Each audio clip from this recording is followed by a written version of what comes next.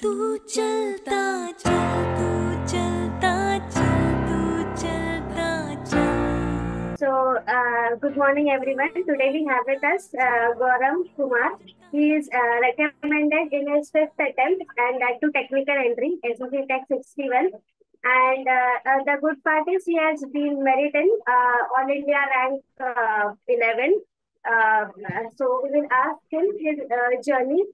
Please tell us, Gaurav Kumar, initially what motivated you to join the defense services? Okay, so ma'am, I will be telling about whole my SSB journey also. So Yes, yes, starting yes. from the psychology. So this was my fifth attempt. The first three attempts were from NDA, which I was conference out.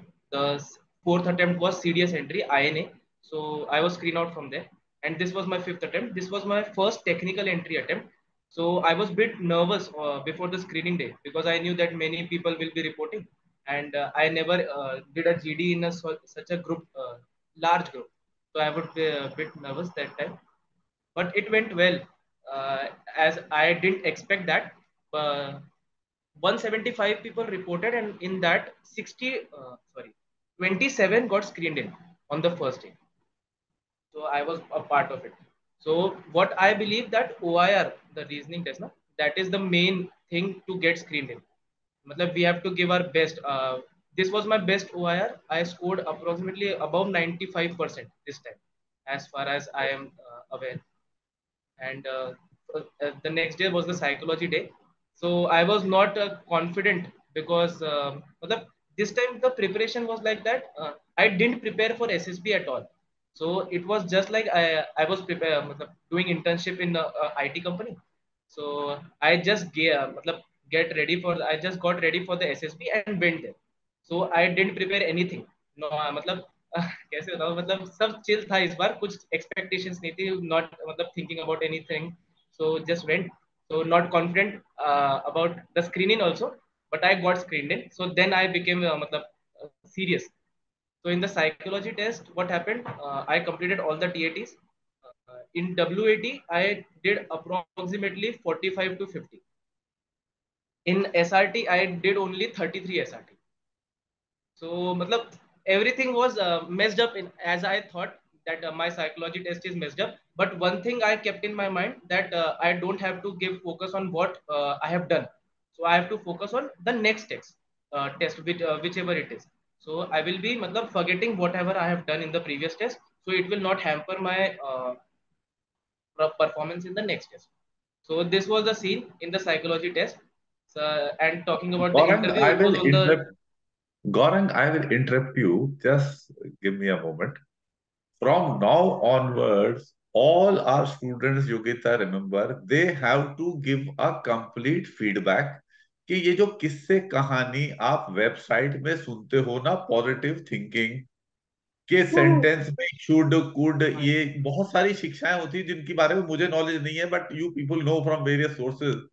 Please Hmm. do make deliberate comments upon these because people keep asking me these questions. ठीक है? तो तुमने भी Yes. Gaurang कहीं से ये सुनी होंगी ये सारी चीजें. तो इसके ऊपर पूरा बता दो भाई, आपने इन पे कितना ध्यान दिया था, कितनी तवज्जो दी, कितने कूड शूड और ये हिदायतें थी, इनको माना, कितनों को नहीं माना. प्लीज. सॉरी तो for the interruption. Yes, sir. No no sir, definitely. तो सर मैं स्टार्टिंग से मैं आ गया था 2019 में. तो मेरा सेकंड अटेम्प्ट था. उस टाइम मेरा रिटर्न क्लियर नहीं हुआ था, तो अटेम्प्ट नहीं मिला.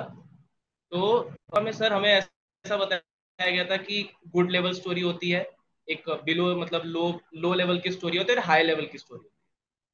लोगों को बेनिफिट हो रहा है सर, लेकिन मुझे पर्सनली कोई बेनिफिट नहीं हुआ था वहां जाके. तो ये सीन था, इसमें मैं फंसा रहा दो तीन अटेम्प्ट्स कि भाई हाई लेवल स्टोरी बनाते कैसे हैं, उसमें डेटा इनपुट क्या डालना है स्टोरी में, स्टोरी लिखनी कैसी है हाई लेवल, यही सोच सोच के मैं स्टोरी बनाता था. तो ये मैं फंसा रहा इसमें और मेरा कुछ हुआ नहीं. WATs में सर ऐसा था कि उसमें भी सर था कि गुड सेंटेंसेस क्या होते हैं, और एक सेंटेंस होता है कि ये चल जाएगा टाइप का. तो गुड सेंटेंसेस में था कि भाई हमें शुड वुड यूज नहीं करना है, हमें मस्ट यूज नहीं करना है, फिर हमें ही या फिर कोई नाउन टाइप का यूज नहीं करना है, प्रोनाउंस यूज नहीं करने हैं, हमें सिंपल सेंटेंस बनाना है. तो सर मैं प्रीवियस अटेम्प्ट में ऐसा होता था कि जब भी WAT आता था तो मेरे माइंड में सबसे पहले ये सब चीजें आती थी कि ये नहीं करना है, तो करना क्या है वो रह जाता, और नहीं करना ही दिमाग में चलता रहता था कि मस्ट यूज नहीं करना है, वुड यूज नहीं करना है, शुड यूज नहीं करना है, और इसी में फंस जाता था। तो मेरे WAT हो तो जाते थे, बट वो क्या होते थे, वो मतलब वेस्ट था। तो this time what I did, मतलब कि कुछ भी थॉट नहीं दिया मैंने, जो आ रहा था उस पे, मतलब मेरे फर्स्ट इंटरेक्शन जो सर के साथ था, उसमें sir told me that you have to work upon your English and you have to explain everything in detail. मैं शॉर्ट शॉर्ट में एक्सप्लेन करता था हर चीज। तो दिस टाइम मेरे इस अटेम्प्ट में मैंने बस इन दो चीजों का ध्यान रखा था कि what ever I am writing और एक्सप्लेनिंग, उसमें मेरा इंग्लिश मतलब के तरफ से कोई मिस्टेक नहीं होगी, ग्रामेटिकल मिस्टेक या वोकेबलरी में वर्ड्स गलत यूज करने की मिस्टेक्स नहीं होगी, इसका बस एक स्ट्रॉन्ग ध्यान रखा था। And second thing, whatever I am explaining I will explain it in detail. So इसके लिए इंग्लिश अच्छी होना जरूरी है, क्योंकि हमें अगर कोई भी चीज को सही तरीके से एक्सप्लेन करना है तो वर्ड्स का यूज सही जगह पे होना चाहिए, नहीं तो वो सेंटेंस लंबा हो जाएगा, हम फिर मतलब बीटिंग अबाउट द बुश हो जाएगा, वो घूम घूम के लिख रहे हैं लंबा लंबा, तो WAT होते नहीं है वैसे। तो मेरा इस बार क्लियर था कि भाई जो सही लग रहा है इंग्लिश के हिसाब से ना, इंग्लिश सही होनी चाहिए, ग्रामेटिकली वो सेंटेंस सही है तो वो सही है, उसमें कोई हाई लेवल सेंटेंस या वो वुड शुड वाला सीन नहीं होता है। तो भाई गौरंग, मैं मेरा सवाल ये था कि जब आपने मुझे सैंपल्स अपनी स्टोरीज और सेंटेंसेस लिखकर भेजे और SRTs भेजे, तो मैंने आपसे वो डिस्कस करके डेलिबरेटली आपको चीजें समझाई होंगी। अब मैं खुद ही नहीं जानता हूँ हाई लेवल, मीडियम लेवल और लोअर लेवल, पॉसिबल लेवल की स्टोरीज मैं खुद नहीं जानता, तो मैं आपको बता ही नहीं सकता ये चीजें। और सेंटेंसेस के बारे में भी, इन इंस्ट्रक्शंस की मुझे जानकारी नहीं है। तो इसमें आपको मेरे से क्या इनपुट्स मिले थे और उनसे आपने क्या सबक लिया, क्योंकि आप पास से कुछ डिफरेंस मिला होगा आपको। तो आपने क्या एब्जॉर्ब किया और क्या आप इम्प्लीमेंट कर पाए? सर फर्स्ट ऑफ ऑल जब मैं मिला था ना, तो आपने बस इतना बोला था कि प्रीवियस अगर कुछ मतलब जैसे बेनिफिट चाहिए ना, तो प्रीवियस जितना भी सीखा है वो डिलीट करना पड़ेगा, तब जाके तुमको बेनिफिट होगा। तो मैं मतलब वो प्रीवियस की जितनी भी टीचिंग थी वो सब भाई पूरा इंटरनल मेमोरी डिलीट करने के बाद ही बेनिफिट होगा, ऐसा आपने कहा था। फिर जब मैं स्टोरीज आपको भेजी, तो सर स्टोरीज में ऐसा था कि मैं स्टोरीज हाई लेवल बनाने के लिए क्या करता था, सोशल कॉज डालता था, कि कुछ सोशल कॉज हो, कि कुछ बेनिफिट हो, अपने हीरो को क्वालिटीज दिखाने के लिए किसी और का नुकसान करवाता था, किसी को मरवा देता था, किसी का एक्सीडेंट करवा देता था, जो स्टोरी में है भी नहीं, लेकिन मेरे को क्वालिटीज दिखानी है तो मैं करता था। तो बस ये कि ताकि वो अच्छा दिखे, मेरा हीरो की क्वालिटीज दिखे, तो ये करने की जरूरत ही नहीं है, जो दिया है वैसा बनाना है। फिर सर WATs में ऐसा होता था कि मेरा तो मेरी मेजोरिटी गलतियां ग्रामेटिकल मिस्टेक्स होती, कि वो सेंटेंस ग्रामेटिकली ठीक नहीं था, तो फायदा ही नहीं, तो मेरे लॉन्ग लॉन्ग सेंटेंसेस ही बनते थे उनको ठीक करने के। तो ये प्रॉब्लम थी। और SRTs में सर लॉजिकल तो मैं सोचता ही नहीं था, मेरा हमेशा से ऐसा वो हो रहा, प्रॉब्लम हो रहा था कि मतलब सब डिटेल में लिखने के बजाय कि short short one word answers लिखता था हर चीज के लिए। तो ये गलत नहीं है, मैं नहीं समझता ये ज्यादा गलत है, जहां पे जैसी रिक्वायरमेंट है वैसा, आपने भी यही बोला था कि जहां पे जैसी रिक्वायरमेंट है वैसा, अगर वन वर्ड की रिक्वायरमेंट है तो वन वर्ड लिखेंगे, जहां डिटेल में एक्सप्लेन करना है वहां डिटेल में एक्सप्लेन करेंगे। तो कोई प्री कंसीव्ड कुछ होता ही नहीं, मतलब इसमें जैसा प्रॉब्लम आ रहा है वैसा सोल्यूशन, ये सर आपने कहा। इसी पे आपको लगा कि लॉजिकली सही चीजें हैं ये करना? हाँ हाँ सर, ये मतलब तब मतलब मुझे ऐसा लग रहा था कि मैं जब SSB के लिए प्रिपेयर कर रहा था ना, तो जबरदस्ती का लॉजिक डेवलप करने का ट्राई कर रहा था, लेकिन लाइफ को अगर लॉजिकली लिव किया ना सर, तो ये सब चीजें हो जाती हैं। और ये मतलब लॉजिक यही है कि जैसा प्रॉब्लम आ रहा है वैसा सोल्यूशन देंगे, हम पहले से प्रिपेयर करके नहीं रख सकते हर चीज कि ये चीज आएगी तो हम ऐसा करेंगे, या प्रिपेयर्ड नहीं रह सकते हर चीज, यही लॉजिक है और कुछ है नहीं। Okay, good. Thank you very much. This was important because these queries keep arising. You can understand how the students' minds are Yes. working. तो वो दिमाग में प्रॉब्लम आती रहती है, तो डेलिब्रेट करके इनको क्लियर करना बहुत इम्पोर्टेंट है।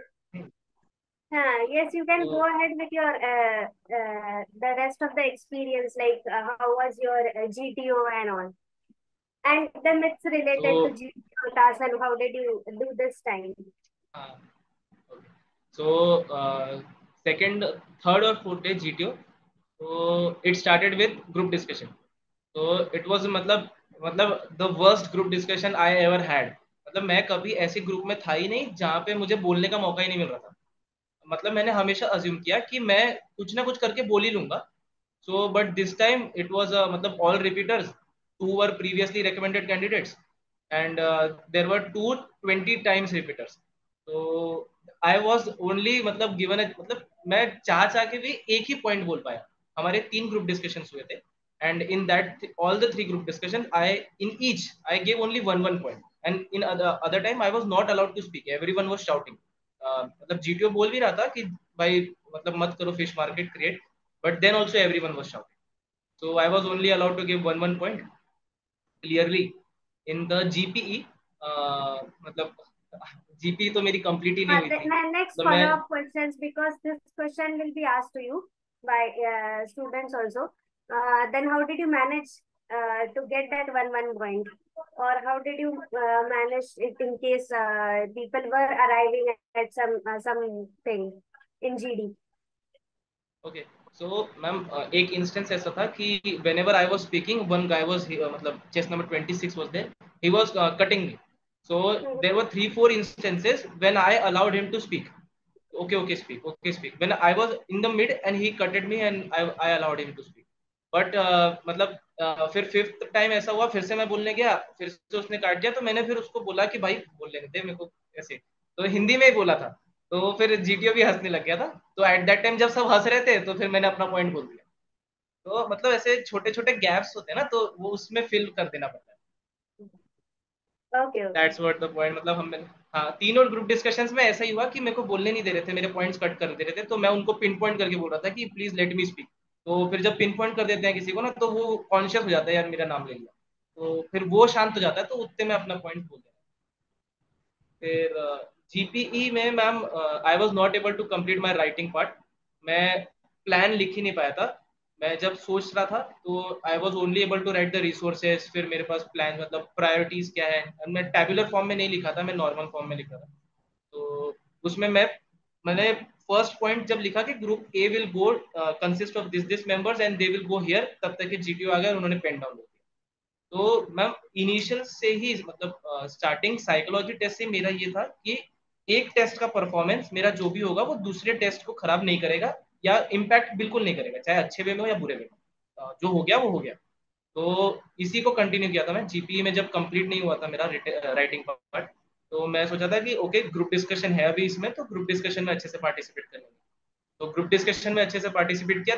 3-4 लॉजिकल पॉइंट्स दिए थे मैंने, जो ग्रुप तब भी आखिरी तक नहीं माना था. बट मुझे मतलब आई फेल्ट कि ये इंपॉर्टेंट है. तो एंड में सब कुछ होने के बाद जब कॉमन स्टोरी नरेट भी हो गई, कॉमन मतलब प्लान नरेट भी हो गया, देन GTO आज की किसी को कुछ पूछ ऐड करना है क्या. तो देन मैंने वो तीनों चारों पॉइंट्स नरेट किए कि हेलो एम आई डिस्कनेक्टेड. Yes, yes. Fine. सो तीनों चारों मैंने पॉइंट्स बताए कि सर ये भी होना चाहिए, ये भी होना चाहिए, ये भी होना चाहिए. तो ही वाज राइटिंग समथिंग मतलब. तो आफ्टर मतलब आई करेक्टेड द कॉमन. मतलब ये भी मिथ है कि मतलब मैंने पढ़ा था ये मिथ कि एक कॉमन प्लान बनने के बाद तुम उसको काउंटर मत करना. ये मैंने सुना था अपने इनिशियल अटेम्प्ट्स में. बट ये ऐसा कुछ होता नहीं है. मतलब मेरी बात नहीं सुन रहे थे वो इनिशियल ग्रुप डिस्कशंस में. तो मुझे करना था जो सही है वो सही है वाला सीन. फिर आफ्टर दैट हमारा PGT था. मैम अब मैं मेरी एक्सपेक्टेशंस ऐसी थी कि हमारा ग्रुप में इतने रिपीटर्स है, हार्डकोर रिपीटर्स है, प्रीवियसली रिकमेंडेड है.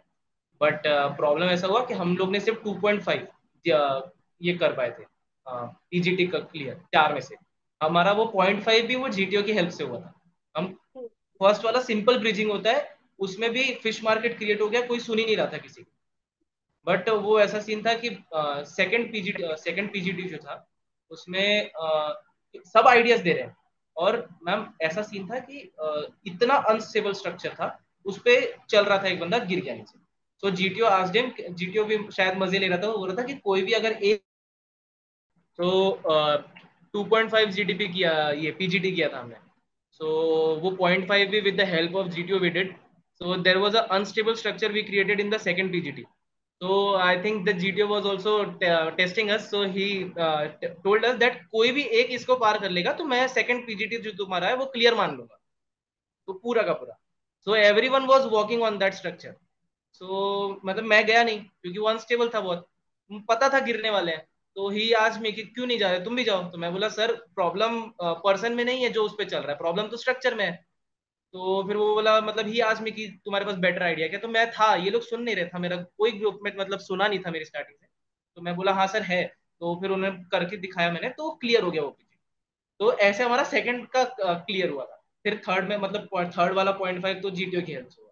तो इट वाज मतलब बहुत खराब हालत थी हमारी पीजीटी। वो जो गौरंग, सर सिस्टम थे। गौरंग, इट रिमाइंड्स मी, मैं ऑफिसर बन गया था, and as a captain I was doing a course, एक मोटर्स करके कोर्स होता है हमारा। I was doing this course in 1987 in Mhow. हम वहां पे क्या होता है, मोटर में 3 लोग काम करके उसको ले करना होता है 1 मिनट के अंदर। ठीक है। हमारे पास एक ऑफिसर था, मेरे हम तीनों कोर्समेट थे। वो डायरेक्ट एंट्री था, बड़ा उसने ट्रेनिंग की हुई थी, वो अकेला ही 40-45 सेकंड में ले कर देता था। हम मतलब दो की जरूरत ही नहीं थी, बिल्कुल अकेला कर देता था वो काम पूरा 3 जनों का। लेकिन मेरे साथ में मेरा एक कोर्समेट एक्स इंडिया ऐसा नमूना था, वो इतनी बकवास करता था जैसे ये आपके साथ वाले थे, कि उसकी वजह से वो 1 मिनट में भी हो नहीं पाता था। और हम प्रैक्टिस में नहीं कर पाते थे, तो अब टेस्ट में भी ऐसा ही हो जाता गड़बड़। तो अब मेरे को एनडीए वाला फॉर्मूला निकालना था। मैंने उसको बुलाया, मैं नाम नहीं बताऊंगा उसका, रिटायर्ड सीनियर ऑफिसर। मैंने उसको वो एमसीबीसी सुनाई। मैंने कहा देख ले, तू वही याद कर कि तेरी कैसी धुलाई करते थे हम एनडीए में। अब तेरा मैं वही करने वाला हूं काम। तो तू चुपचाप बैठ जा। और ये गिरीश है, ये अकेला ले कर सकता है इसको। अगर ये हमसे कुछ हेल्प मांगेगा तो हम करेंगे, नहीं तो हम डमी की तरह बैठे रहेंगे, ये अकेला लेकर ही देता है। तो जिसका मर्जी टेस्ट हो वो अकेला कर देगा ले। उसको कोई दिक्कत नहीं है हमारे लिए कर देने के लिए। उसमें तीनों घूमते हैं रोटेशन में। पर वो अकेला कोई सी भी पोजीशन में वो काम कर देता था, तीनों का ही अकेला ही। तो जाके उसको जब शांत कराया तो हमारा आराम से काम हो गया। कैप्टन गिरीश ने कर दिया अकेले सारा काम। और मैं उसमें इंस्ट्रक्टर ग्रेडिंग भी मिल गई थी मेरे को उस कोर्स में फिर। ठीक है ना, that is how life is. Okay, please proceed. तो sir this was about my PGT. Sir उसमें पर्सन से मतलब मेरी बहस भी हो गई थी पीजीटी में। मतलब he was not listening and he was creating unstable structures again and again. तो नहीं सुन रहा था वो। तो मैंने वहीं पे उसको बोल दिया भाई क्या कर रहा है, गिर जाएगा और टाइम वेस्ट कर रहा है तो पूरे। तो मतलब हो गया था, 2-3 बार हुआ था। देन सर पीजीटी के बाद हाँ कमांड सर हाँ इन बाकी तो नॉर्मल हुए। बाकी फिर हाफ ग्रुप टास्क जो हमारा था वो ग्रुप में फिर उसमें भी इजीली पार हो गया। फुल ग्रुप टास्क भी हमारा इजीली पार हो गया। लेक्चरेट मेरा फर्स्ट टाइम ऐसा हुआ था कि मैं बिल्कुल नर्वस नहीं था। तो जो पॉइंट था तो वो सब मेरे जो मन में आया मैंने सब बता दिया मतलब, और कॉन्फिडेंटली बताया तो सब ठीक हो गया। तो मेरा था मेरा कमांड टास्क में। तो कमांड टास्क में हुआ ऐसा था कि मेरे से एक मिस्टेक हो गई थी। मुझे बुलाना था 18 और 23 को। तो मैंने कॉल आउट कर दिया 18 और 24। तो बट हुआ कैसा, जब वो 24 उठा तो तब मुझे दिख गया कि ये गलत बंदा बुला लिया मैंने। तो मैंने वहीं करेक्ट किया, 24 नहीं 23। तो जीटीओ पकड़ लिया ये बात। जब वो 23 आया तो ही आज में कि भाई क्या हो गया था। तो मैं बोला सर वो 24 गलती से बुला दिया, उसके हाथ जले हुए हैं वो रस्सी से उतर के, तो वो तो काम कर ही नहीं पाएगा। तो हुई यास्मीन की नहीं नहीं आप बताओ इन दोनों में मतलब या इन दोनों में से किसी एक को रखना है तो क्यों किसको रखोगे, जिनको मैंने बुलाया था 18 एंड 23। तो उन्होंने मैंने बोला कि सर 23 को रखूंगा, वो नॉट्स बहुत जल्दी बांध देता है बोला, तो जल्दी टास्क कंप्लीट हो जाएगा। तो बोले तुमको बांधनी नहीं आती है नॉट्स। मैं बोला आती है पर वो बेटर बांध देता है और जल्दी बांधता है। तो बोला अच्छा ठीक है। तो बोले अब तुमको एक रखना है या तो 3 रखने हैं। तो मैं बोला सर एक ही रखूंगा। तो यासमी क्यों। तो मैं बोला कि सर इतना रिक्वायरमेंट है नहीं 3 की इसमें। तो वो बॉम्ब टास्क था, सर्कल था और नीचे अंदर से बॉम्ब लेके आना था। तो फिर वो बोला नहीं नहीं आपको 3 ही रखने हैं और वही चेस नंबर 24 को ही बुलाना है। तो मैं बोला अच्छा ठीक है, मैं बुला लिया। तो उसमें भी मैंने उसको वो उसके हाथ जले थे तो क्या ही काम था, तो मैंने उसको रस्सी पकड़ा दी। मैं बोला रस्सी मैं पहले मैंने प्लैंक पकड़ा था और सबको एक एक सामान पकड़ा दी। मैं बोला चलो। तो वो he interrupted and he told me that तू कमांडर है यार, तो तू सामान पकड़ेगा क्या, तीनों को पकड़ा। मैंने उसको पकड़ाया नहीं था 24 को कुछ। तो फिर मैंने उसको रस्सी पकड़ा दी थी और प्लैंक दूसरे को पकड़ा। फिर आखिरी तक मैंने उससे काम कराया नहीं, तो एंड एट द एंड जल्दी कंप्लीट हो मेरा। 1.5 या 2 मिनट्स में वो टास्क हो गया था पूरा तीनों बेस से। तो जीटीओ फिर बोलता है कि आखिरी तक तूने इससे कुछ कराया ही नहीं। बोले मैं बोला सर उसके हाथ जले कहाँ से करा। तो ही लाफ्ट। तो ये एक थोड़ा सा इंसिडेंट था कि जहाँ पे मेरे से मिस्टेक हो गई थी थोड़ी सी। फिर interview, talking about the interview, interview तो मेरा ये मैं मतलब बता रहा हूँ, मैंने सर से वो बुक में और सर से जब यूट्यूब के वीडियोस देख देख के सर के यहाँ क्लास आई लगाया एम था ना। सॉरी सॉरी गौरव, तो interrupting you, sorry interrupting you again. आपका जो कमांड नो प्रॉब्लम। टास्क था, आपसे गलती नहीं हुई। आपने बिल्कुल सही किया, आपने काम तो किया ही किया, काम करना इंपॉर्टेंट है। और आप अपने जो थे टीम वर्कर के लिए कंसर्न भी थे। आप उसे जो था अननेसेसरली करना नहीं, कराना नहीं चाहते थे। जब अगर जरूरत होती तो कराते, जब हाँ नहीं थी, उसके हाथ में लगी थी तो आपने नहीं किया, तो you are a good team member. ये खराब क्वालिटी नहीं है, ये अच्छी क्वालिटी है, अच्छी ह्यूमन क्वालिटी है। ऐसी क्वालिटीज को बरकरार रखना चाहिए। मैं इंटरप्ट इसलिए कर रहा हूं कि ये इंपॉर्टेंट है आप सबके लिए सीखना। These are important lesson for life. तभी तो मैं कहता हूं कि जो एसएसबी में होता है, it is a sample of what you are in real life. If you are concerned about people, it will come out. If you are not concerned, that will also come out. ठीक है exactly. ना? तो ये एक अच्छी quality है ये बेटा, मेंटेन रखना, सर्विस में भी मेंटेन रखना, ये इंपॉर्टेंट चीज है। और हमारे टूल्स बहुत अच्छे हैं। और कई बार होता है भी, आप ध्यान करो, मेरे एक स्टूडेंट आए थे, वो सीआरपीएफ ज्वाइन कर रहे हैं। मैंने उन्हें कहा था कि सीआरपीएफ के ऑफिसर्स अपने ट्रूप्स का इतना ख्याल नहीं रखते, मुझे अच्छा नहीं लगता था जब भी मेरा इंटरेक्शन उनसे हुआ। तो प्लीज ख्याल रखो यार उनका, क्योंकि वो तो आपकी तरफ ही देखते हैं यार। यस ठीक सर, है? डेफिनेटली। तो इस यस। आउटलुक को कंटिन्यू करिएगा। ये गलती नहीं की थी, आप आपकी बहुत अच्छी क्वालिटी है, इसको बिल्कुल जिंदगी भर रखना है। Okay sir. Please proceed. So talking about interview, so मेरा मेजर मतलब वो विन विन वाली सिचुएशन कैसी थी इंटरव्यू में, पता है? वो जो रैपिड फायर क्वेश्चंस होते हैं ना, सीआई की होते हैं।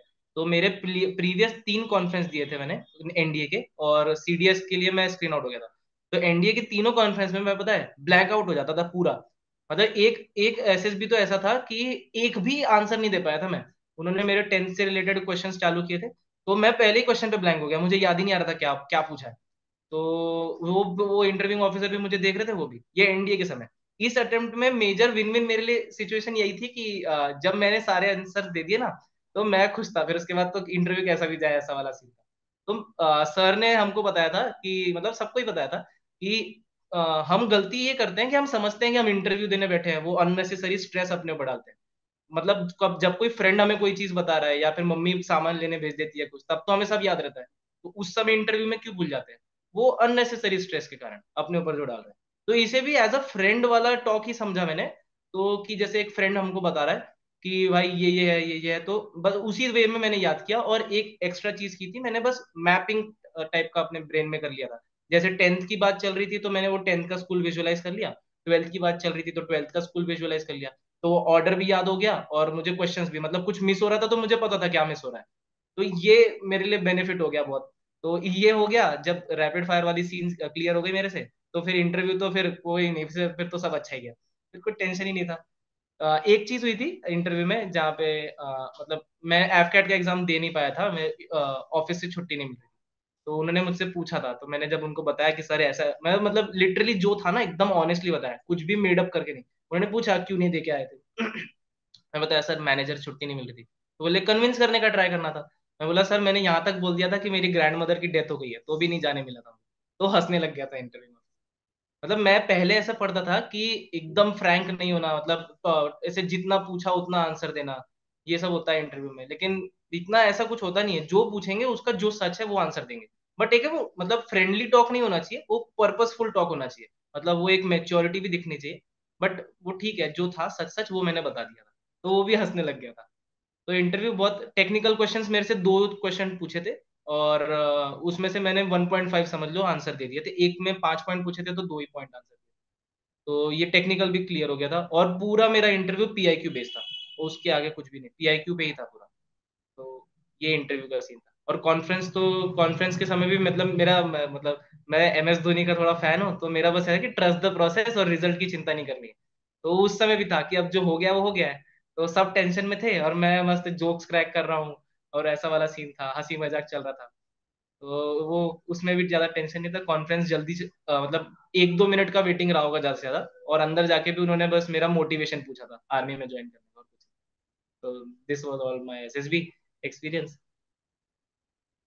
Okay. मेडिकल्स मेडिकल्स में मुझे 2 टेम्पररी रिजेक्शन मिले थे। एक हाँ, that flat was a feet. long process and that is why we also waited कि गौरव का हो रहा है नहीं हो रहा है ऐसे। तो फ्लैट फीट मिला था मुझे और ओवरवेट मिला था।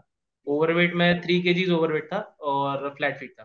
तो फ्लैट फीट का मैंने फिजियोथेरेपी कराई और ओवरवेट तो ठीक हो ही था। तो फिट हो गया मैं। एंड देन मेरिट लिस्ट आ गई तो AR11 आ गया। एक सेकंड रुक जा तू गौरव, अभी तू मुझे बता, नो फिफ्थ अकेडमी ज्वाइन कब की थी तू? सर मैंने की थी 2021 में। तो तू ओवरवेट अभी तक कैसे था? सर वो हुआ ऐसा था कि मैं जब ये जिम लगाया था तो मैं शौक हो गया था कि अब मसल बनाऊंगा। तो मैं थोड़ा सा डाइट वेट बढ़ा के मसल्स वसल्स बना ली थी। मैं उनको समझा रहा हूँ कि सर ये मसल मास है, आप मेरी वेन्स देख लो। मैं वो मेडिकल ऑफिसर को भी बता रहा हूँ फैट है ही नहीं। तो उन्होंने बोला नहीं तब भी तू 3 kg ज्यादा है, तू कम कर गया। मैंने समझाई हूँ कि तेरे को ये चीज है, फिटनेस गाइड हाँ में सर पूरा आपने दिया बोला था हुआ है। 65 तक रखना वेट। लेकिन वो शौक आ गया था सर जिम जाने का, तो जब मैं नोएडा में था तो। मैं एक्चुअली बताता हूँ, देखो इन चीजों का कोई ऐसा फायदा नहीं हो जाता। I will tell you one thing. मैं जिम जाता रहा हूँ पता नहीं कब से, मैं 9-10 से जिम करता हूँ। मेरे साथ में आते हैं, अभी मैं यहाँ कनाडा में जिम करता हूँ, मेरे साथ वाले जो कर रहे हैं वो 20s में हैं। वो जो है मेरे साथ, मेरे से कुछ कम उठाते थे, अब मेरे से ज्यादा वेट उठाने लग गए। लेकिन वो सारे हैं 85-90 किलो की जोन में। और वो रनिंग में वो 1 मील मेरे साथ नहीं भाग सकते 20s वाले।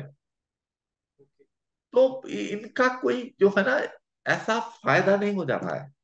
यहाँ हमको चाहिए मिडिल डिस्टेंस रनर टाइप वाली बॉडी, 400-800 मीटर रनर वाला जो है ना, वो हाँ हाँ बॉडी चाहिए जिसमें अपर भी ठीक ठाक स्ट्रेंथ हो। लेकिन ज्यादा दम तो टांगों का और कोर का ही चाहिए होता है। हाँ ये ठीक, तो है। वो बाकी ये दिखाने वाले सौदे होते हैं यार। मैं बॉक्सिंग में रहा हूँ इतने साल, इनवेरेबली मैंने देखा, अगर तुमको 2 बॉक्सर दिख रहे हो ना और एक के दिख रहे हो मोटे मोटे मसल और एक लीन दिख रहा हो, तो तुम लीन पे पैसा लगा देना। हाँ चांसेस यही है कि ये लीन वाला जो है ये मोटे मसल वालों को कर देगा फिट। ठीक है ना गौरव भाई? हाँ ये सर। हाँ, ये समझ गया सर। समझिए। Please please go ahead Yogita. Yes. So please tell us when you have already informed us that you have joined NFA in 2021. Give some bits in your interview. These are the points of improvement. So please tell us what were the exact points and how you improved on them. Sorry I miss, मतलब what were the points, मतलब improvement के उस sir ने बताए Points हुए। of improvement. हाँ हाँ हाँ तो मैम बहुत इम्प्रूवमेंट, मतलब एक चीज मैंने बचपन से मतलब सीखी 9-10 के समय से कि मैम हमारे पास मतलब दिमाग एक ही है, ब्रेन एक है। तो हम उसको अगर सिचुएशन ABC में जैसे ट्रेन कर रहे हैं ना, वो सिचुएशन Z में उसी के इंप्रेशंस देगा रिएक्ट करने के लिए समय। तो हमें SSB के लिए प्रिपेयर नहीं करना है। हम जो भी काम कर रहे हैं ना उसको परफेक्ट करना है, हमारा 100% देना है और अच्छे से करना है। तो वो SSB में रिफ्लेक्ट हो जाएगा। हमें पर्टिकुलर SSB की प्रिपरेशन कभी करनी ही नहीं होती है। तो स्टार्टिंग में भी सर यही बोलते थे कि हम मतलब वो अपना इंग्लिश अच्छा करो, फिजिकल फिटनेस अच्छा करो, करंट अफेयर्स अच्छा करो और अपना कोर सब्जेक्ट का नॉलेज अच्छा करो। ये सब अच्छा रहा तो SSB में तुम अच्छा परफॉर्म कर ही लोगे। तो ये चीजें स्टार्टिंग से सर ने बताई है। तो हम अपने ब्रेन को एक पर्टिकुलर टाइम फ्रेम में जैसा ट्रेन करते हैं, वो SSB में वो वैसा ही रिएक्ट करने वाला है। हम कुछ अलग कर ही नहीं सकते वहां पे। फिर मेरा इंग्लिश का प्रॉब्लम था, इंग्लिश सॉल्व किया मैं। वो स्टार्टिंग स्टार्टिंग में 6-7 महीने मैंने वो सेंटेंसेस बना के आपको भेजता था। हाँ तो हाँ उससे मेरा, हाँ उससे मेरा ग्रामेटिकल और वो वर्ड सेंटेंस फॉर्म करना वो इम्प्रूव हुआ। फिर ये NFA की जो एक्टिविटीज होती हैं, तो इसमें मैं ग्रुप कोऑर्डिनेटर भी था। तो इनिशियल डेज में जब मैं था 8-9 महीना, तो 8-9 महीने जब अच्छे से पार्टिसिपेट किया तो उसमें मेरा कॉन्फिडेंस इंक्रीज हुआ। और मतलब वो कोऑर्डिनेट करना है, मतलब हमें खुद भी सॉल्व करना है वो चीज और कोऑर्डिनेट भी करना है। तो वो मैनेजमेंट वाली चीज भी मेरी इंप्रूव हुई। तो ये सब चीजें इंप्रूव हुई। फिर एक चीज है कि जो बुक से मेरे को स्पेशली हेल्प हुआ ना, जो डेवलप करने में, वो मॉरल वैल्यूज वाला सीन। तो वो था वो मेजर, मैं मानता हूँ स्केर्सिटी मेंटालिटी और अबंडेंट मेंटालिटी। कि पहले मैं मानता था कि शायद मैं दिखाऊं GTO को कि भाई मैं अच्छा कर रहा हूँ, तो वो देखे। तो उसके कारण ऐसा होता था कि मैं परफॉर्म ग्रुप के साथ नहीं करता था, मैं इंडिविजुअल परफॉर्मेंस पे अपनी ध्यान देता था। बट SSB इंडिविजुअल परफॉर्मेंस के ऊपर कुछ है ही नहीं, वो तो टीम वर्क के, जब हम GTO ग्राउंड में उतरते हैं तो एज अ टीम होता है। मतलब एक चीज मैं बताऊंगा कि जो इंस्ट्रक्शंस होते हैं ना वो बहुत इंपॉर्टेंट होते हैं। हम मतलब रिपीटर्स गलती क्या करते हैं कि हाँ ये तो पता है सिमिलर इंस्ट्रक्शंस है, बट वो हर बार इंस्ट्रक्शंस ना मेरे को, इस बार मेरे को ऐसा लगा जैसे इंडिविजुअल ऑब्स्टिकल्स थे, तो वो बोलता है take it as a game, enjoy it. हमारा जीटी बार बार ऐसा बोल रहा था, ताकि मतलब, तो मैं ये सही में take it as a game और एंजॉय इट वाला ही सीन था मेरा पूरा जीटीयू, कुछ भी स्ट्रेस नहीं। तो यहाँ पे क्यों नहीं था, क्योंकि मुझे पता था कि हम एज अ टीम परफॉर्म करने वाले हैं, तो स्केर्सिटी मेंटालिटी मेरी जो पहले थी वो अब तो बिल्कुल नहीं थी। दूसरी हम्म, चीज ऐसी थी कि मतलब मैं एसएसबी, मेरे एनडीए अटेम्प्ट्स के बाद डायरेक्ट ग्रेजुएशन का था, मेरा 12th के परसेंट उतने अच्छे नहीं थे, तो टीएस मिला नहीं, डायरेक्ट एंट्री उस समय थी नहीं। तो वो 2-3 साल का फ्रेम ऐसा टाइम था कि जब मेरे पास एसएसबी नहीं थे, तो उसके लिए मोटिवेटेड रहना भी जरूरी था। मैं ऐसा समझता था कि भाई वो मोटिवेशन चले तो नहीं जाएगा 2-3 साल में। तो वो बुक में मैंने पढ़ा था पर सर की कि इंट्रिंसिक मोटिवेशन होता है, एक्सट्रिंसिक मोटिवेशन होता है। तो तब मेरे को समझा कि ये मेरा जो मोटिवेशन है वो एक्सट्रिंसिक है ही नहीं, कोई एक्सटर्नल फैक्टर के कारण नहीं था। तो इसीलिए वो इतना लॉन्ग लास्टिंग था कि अभी तक मतलब 3-4 साल का, 3 साल का गैप आया था जिसमें मैं एक भी एसएस भी नहीं थे, कुछ भी डिफेंस से मतलब कनेक्टेड टाइप का नहीं था मैं अपना इंजीनियरिंग। तो तब मेरे को समझा कि नहीं ठीक है, ये जो कर चल रहा है सब सही चल रहा है, It's लेकिन वो बहुत important that you have a career plan as well. Please tell us something regarding your work. How did work actually help you? Yes ma'am, मतलब फॉर ग्रेजुएशन एंट्री तो मैं ये बताऊंगा कि it help me a lot. मतलब we become more confident when we go and do something, for financially stability मिल जाती है, more confidence when we interact with people. So I have been work, मतलब I was placed from campus and I was doing Hmm. Internship in a company in Noida. सो उसका भी अभी 28 सितंबर से ही joining था, और 1 अक्टूबर से सेम चेन्नई में ही था। तो ओटीए ओटीए चेन्नई में भी है, तो दोनों सी सेम ही थी। तो it help me a lot, मतलब जब when we become more confident ना, सो वो रिफ्लेक्ट करता है हमारी पर्सनैलिटी में, एसएसबी में भी। So when I join this company, it was work from office, so it gave me more exposure. मतलब I met new people and interacting with them, मतलब it help me a lot to know about them and know about myself also. So working in a team also helped me a lot, because we were doing a project. So there were 4 to 5 different kind of people. So we have to coordinate with each of them and मतलब complete a task। कैसे भी लोग हो लेकिन task तो complete होना चाहिए। तो उसमें से एक दो ऐसे रहते थे जो काम नहीं करते थे, तो उनका काम डिस्ट्रीब्यूट करवा लेना। सो वो मैनेजमेंट, ये वर्क से ही, मतलब जब हम काम करते हैं ना, तो व्हेन वी वर्क, तो ये चीजें हेल्प करती है। तो फॉर ग्रेजुएशन एंट्री वाले जो लोग होते हैं ना, मतलब I have personally talk to, मतलब 20 अटेम्प्ट्स वाला एक गाय था और 23 अटेम्प्ट्स वाला गाय जो रेकमेंड हुए। तो मतलब मैं उनसे पूछ रहा था कि इस बार ऐसा क्या डिफरेंट किया तुमने कि हो गया, इतने साल नहीं हुआ तो। सो उन्होंने मतलब मैं काउंटिंग करवाई कि ये डिफरेंट किया, तो हर एक के चेकबॉक्स में एक चीज थी कि उनके पास प्रीवियसली जॉब नहीं थी, और वो मतलब ट्राई कर रहे थे कि सिर्फ एसएसबी के लिए प्रिपेयर कर रहे हैं या गवर्नमेंट एग्जाम के लिए प्रिपेयर कर रहे हैं। बट मेजोरिटी के पास ऐसा हुआ था कि they started working and in next 2-3 attempt they got recommended. So ये कोइंसिडेंस नहीं हो सकता। मतलब it is a fact that graduation के बाद ना ऐसे ड्रॉप नहीं लेना चाहिए, यू हैव टू वर्क। वो हमारे लिए हेल्पफुल ही होगा। Okay. With that note, I again give it to Nehru sir in case a few questions are remaining from my side. Good Gaurang, well done. नहीं, मेरे पास सवाल तो नहीं रहे। मेजर इशू यही है कि ये थोड़ा समझाओ बाकी जो बच्चे हैं, जैसे हमारे पास और भी आते हैं एनडीए के लिए, टेक्निकल एंट्री स्कीम के लिए, और उनकी बात नहीं बनती है। कई बार वो मेरे से ही टच छोड़ देते हैं, कई बार वो इधर उधर हो जाते हैं। They are not able to maintain their focus. दाएं फोकस होता है, नथिंग रॉन्ग इन दैट। अगर किसी को बेटर एवेन्यू मिल जाता है वो उधर शिफ्ट होता है, I have got nothing against that.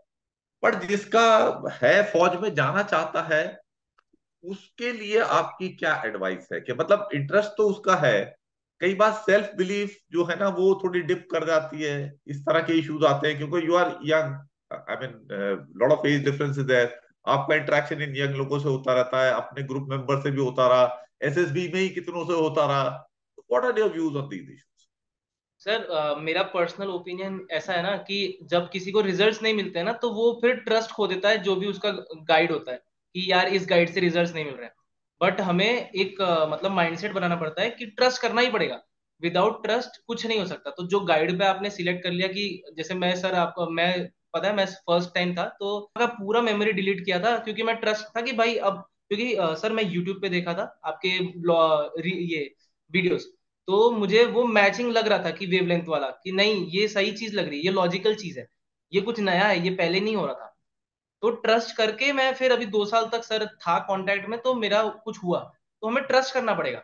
और यूथ के साथ मतलब मैंने जितने लोगों से बात किया ना सर, उनका ऐसा है कि वो ट्रस्ट खो देते हैं, क्योंकि रिजल्ट नहीं मिला तो ट्रस्ट नहीं है, मतलब रिजल्ट नहीं मिला तो हमारा फायदा नहीं। तो प्रोसेस नहीं देखते हैं कि हमने कितना डेवलप किया उस टाइम फ्रेम में। रिजल्ट तो मिल जाएगा इवेंचुअली, एक नहीं तो 2 अटेम्प्ट्स के बाद, बट वो ट्रस्ट करना पड़ेगा हमें खुद पर और गाइड पर, जो भी गाइड हमने सिलेक्ट किया। अगर हम ट्रस्ट कर पा रहे हैं और वो अपने ऊपर और गाइड के ऊपर, तो इवेंचुअली रिजल्ट आ जाएगा। वो पेशेंस की बात है सर, पेशेंस थोड़ा सा लूज टाइप हो जाता है कि हम शिफ्ट कर लेते हैं पाथ, कि यहाँ नहीं मिल रहा है तो अब ये पाथ ही डिफरेंट कर लिया, तो थोड़ा सा वेट करना पड़ता है, वेट नहीं कर पाते हैं आजकल। इसमें कुछ ये है कि जो है ना डिफॉल्ट सेटिंग शॉर्टकट ओरिएंटेशन वाली है। शॉर्टकट, हाँ सर, मतलब मैं बोलूंगा नहीं मेजोरिटी के साथ है, बट बहुत है, मतलब 50% के आसपास लोग होंगे जिनको जल्दी से जल्दी रिजल्ट चाहिए, तो वो देखते हैं कि कहाँ ज्यादा रिजल्ट मिल रहा है, कैसे मिल रहा है, तो शॉर्टकट शॉर्टकट वाला सीन है। नहीं, इसमें मेरा एक और पॉइंट भी है, जल्दी रिजल्ट मिलने की भी मेरी कोई खिलाफत नहीं है, बड़ी अच्छी बात है जल्दी मिल जाए तो। पर मेरे जो है अगेंस्ट मैं उसके जाता हूं जो कहते हैं हम पूरा अपना काम ना करें, कोई ऐसा रास्ता मिल जाए कि हल्के से ही काम बन जाए। तो उसके बारे में आपका क्या व्यू है? सर है, मैं बताऊंगा, मतलब इंटरेक्शन हुआ था 2-3 लोगों के साथ। तो मैं उनसे पूछा कि तुम्हारे इतने अटेम्प्ट्स हो गए, तो तुमने अलग अलग एकेडमीज गए, सब कुछ ट्राई किया, तो फिर अपने रेकमेंड कैसे हुए? तुमने ऐसा लाइफस्टाइल तो चेंज किया नहीं, इतना टाइम तो रहता नहीं, हर 2 महीने में एसएसबी होता है, तो तुम्हारा तो कैसे चेंज करते हो अपने आप को? तो उनका ऐसा था कि कुछ कुछ एकेडमीज हमने ढूंढी है ना, कि वो पैचवर्क वाला सिस्टम चलाते हैं, कि ये कर दो तो ये बोलना इंटरव्यू में, या ऐसे क्वेश्चंस का ऐसा आंसर देना इंटरव्यू में, तो तुम्हें कुछ ज्यादा वो ये क्वालिटीज रिफ्लेक्ट होगी। तो मतलब अपने ऊपर लाइफस्टाइल चेंजेस करने से अलावा उन्होंने ये प्रेफर किया कि हम ऐसा दिखाएंगे कि हमारा मतलब हमारे अंदर क्वालिटीज है। तो ये ऐसे लोग हैं सर, मैंने बातें की हैं तो ऐसे हैं। और ऐसी एकेडमीज भी चलती हैं जहां पे ये बताया जाता है कि ऐसे क्वेश्चन का ऐसे आंसर देना, ऐसी स्टोरी आई तो ऐसा दिखाना। तो ये थोड़ी ना होता है, सही तो। नहीं नहीं, वो क्या कर रहे हैं वो तो मुझे पूरा आइडिया है, क्योंकि स्टूडेंट से मेरी बातचीत होती रहती है। पर आप ये बताओ आपका व्यू क्या है, इस तरह के लोगों की बात बन पा रही है कि नहीं बन पा रही है? नहीं सर, नहीं नहीं, मेजोरिटी की नहीं बनती है। वो एक्सेप्शनल केसेस निकल जाते हैं, वो बंदे भी अच्छे होते होंगे, बट लेकिन वो नहीं, मेजोरिटी की नहीं बनती है बात। वो यूनिफॉर्मिटी नहीं रह जाती है ना तीनों टेस्ट में, हम कहीं एक चीज अलग दिखाएंगे और दूसरी जगह पीछे हो जाते हैं, फिर ओरिजिनलिटी दिख जाती है, तो नहीं हो पाता है।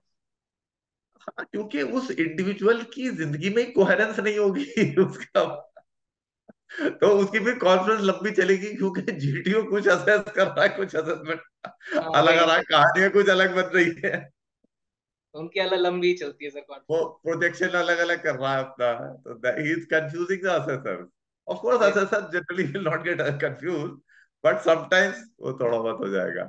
But thing is that I also believe कि जो है ये रास्ता सही नहीं है। आप लोगों को कोहेरेंस रख के चलनी चाहिए, सेल्फ इंप्रूवमेंट पर फोकस करिए, बिलीफ वही रखिए। देखिए कि जब ये एसएसबी का प्रोसेस स्टार्ट हुआ था भाई, तब भी तो लोग सेलेक्ट होते थे, और सेलेक्ट होने का क्राइटेरिया ओवरऑल कॉम्पिटेंस थी। और आज भी सिलेक्शन का क्राइटेरिया वही है, क्योंकि हमें सेलेक्ट तो उन्हीं कैंडिडेट्स को करना है जो ओवरऑल फिटफाट हो, जो कि काम कर पाए। वहां कौन से गांठे बनवानी है या जीटीओ टास्क करवाने हैं, या साइकोलॉजी टेस्ट, मैंने कौन सी स्टोरीज लिखी कभी जिंदगी में आगे कभी। So that is what it is. Gaurav, thanks a lot for sharing your views, and thanks a lot for maintaining your self-belief, persevering, and getting success through very simple, sincere efforts. And thanks for sharing your views, and also making your immense contribution, not only by sharing your views, but as a group coordinator, because our group coordinator are the pillars. तो जैसे वो क्या democracy के pillars आते हैं, तो no frills academy के तो group coordinator very big pillar. So you have yes. done a lot of good job. So till that time you go, whenever you do get time, please do keep taking part with the group activities. And I know all of you share excellent bonds with each other, much better than मेरे से तो थोड़ी formal relations रहते हैं, क्योंकि I mean I'm so much elder to you in age. तो आपके आपस में बड़े अच्छे बॉन्ड्स बन जाते हैं, उनको कंटिन्यू रखिए। तो that is what it is यार, किनशिप, यस। दोस्ती वोस्ती यही है, यारी है। तो उससे बहुत कुछ जिंदगी में बनता है, एक दूसरे का हेल्प करते रहिए. You are open to questions from others. Please go ahead, बच्चों, ask your questions.